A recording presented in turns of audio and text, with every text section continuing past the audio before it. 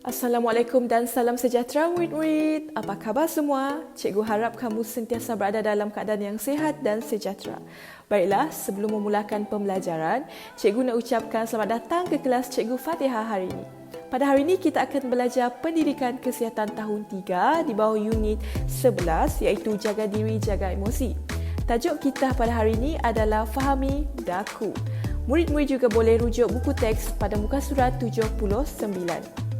Objektif pengajaran dan pembelajaran hari ini ialah murid dapat menerangkan maksud konflik dan menganalisis tanda-tanda konflik dengan adik-beradik dan rakan sebaya.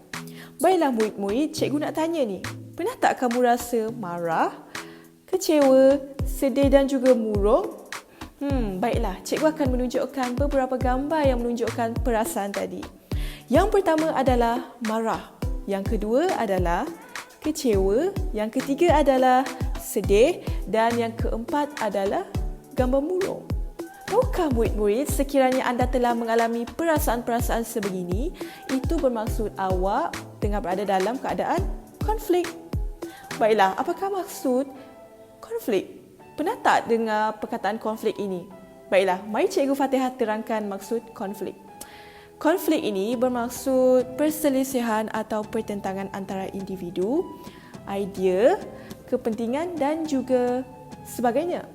Contohnya, sekiranya terdapat dua orang individu yang mempunyai perbezaan pendapat, maka ia dipanggil konflik. Faham tak murid-murid? Baiklah murid-murid, mari kita lihat gambar yang telah cikgu sediakan di atas.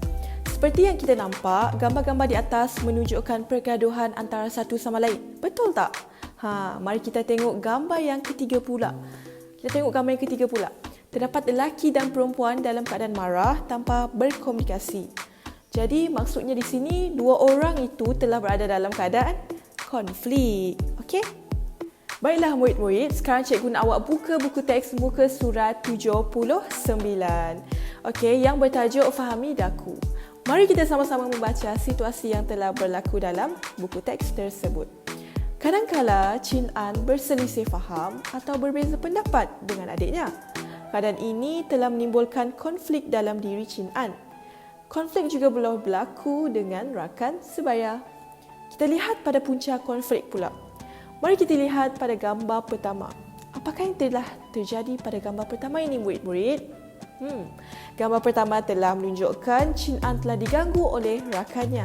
Manakala gambar kedua pula, Chin An telah berebut mainan dengan adiknya.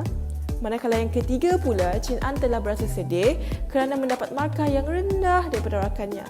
Jadi kawan Chin An di sini telah menunjukkan markah yang lebih cemerlang sehingga membuatkan Chin An berasa sedih.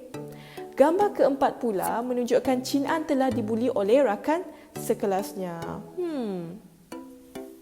Jadi, perkara-perkara ini telah menyebabkan punca-punca konflik telah berlaku. Baiklah, mari kita tengok pada bahagian tanda-tanda konflik pula. Tanda-tanda konflik ini terdapat 4 seperti marah, bengis, kecewa dan juga murung. Okey, marah ni bermaksud awak berasa marah terhadap sesuatu. Yang kedua pula adalah bengis, di mana awak berasa bengis dan marah sesuka hati apabila diganggu oleh orang lain.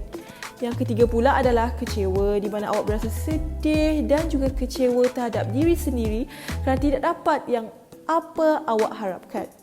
Yang keempat pula adalah murung, di mana awak berasa sangat sedih dan sehingga awak tidak dapat membuat apa-apa. Okey?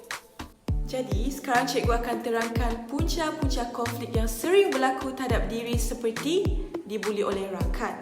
Okey, dibuli oleh rakan ni contohnya awak berada dalam kelas. Lepas tu tiba-tiba kawan awak datang dan mengganggu awak suka hati. Itu dikira membuli. Awak akan berasa marah di dalam hati dan ia boleh menimbulkan konflik di antara awak dan rakan awak. Yang kedua pula adalah bergaduh dengan adik-beradik. Contohnya bergaduh berebut barang atau tidak puas hati kerana adik awak telah mendapat hadiah yang lebih banyak berbanding dengan awak. Jadi kat sini awak berasa tidak puas hati dan awak nak bergaduh dengan adik awak. Cikgu nak tanya ni, adakah perkara itu baik atau tidak? Jawapannya mestilah tidak. Okey, jangan bergaduh tau. Baiklah, yang ketiga pula adalah kerja sekolah yang membebankan. Contohnya, awak suka menangguhkan kerja sekolah sehingga kerja-kerja sekolah awak bertimbun menjadi lebih banyak dan awak akan berasa tertekan kerana tidak mampu untuk menghabiskannya. Jadi, hal ini juga boleh menimbulkan konflik dalam diri awak yang murid-murid. Jadi, lepas ni, jangan tangguh buat kerja rumah lagi, okey? Kena buat on time, okey? Terusnya adalah barang-barang yang sering diambil oleh orang. Apabila barang-barang awak sering diambil oleh rakan awak, contohnya, rakan kelas awak sering mengambil pen awak dan tidak mahu pulangkan, jadi awak akan berasa marah sangat dan awak akan berasa tidak puas hati. Jadi itu akan menimbulkan konflik dalam diri awak. Betul tak? Jadi seterusnya, kawan-kawan yang suka menunjukkan kejayaan atau kemewahan kepada awak, seperti kawan awak telah mendapat markah yang lebih tinggi di dalam ujian daripada awak. Jadi, ia juga mampu menimbulkan konflik kecewa di dalam diri awak. Betul tak, murid-murid? Baiklah, mari kita buat kesimpulan tentang sesi pengajaran dan pembelajaran pada hari ini. Pada hari ini, kita telah belajar mengenai maksud konflik dan menganalisis tanda-tanda konflik dengan adik-beradik dan juga rakan sebaya. Jadi, di sini Cikgu Fatihah berharap awak semua dapat faham dengan sisi PDPR kita pada hari ini. Sekian daripada Cikgu, kita jumpa lagi pada kelas seterusnya. Assalamualaikum dan stay safe dan stay healthy.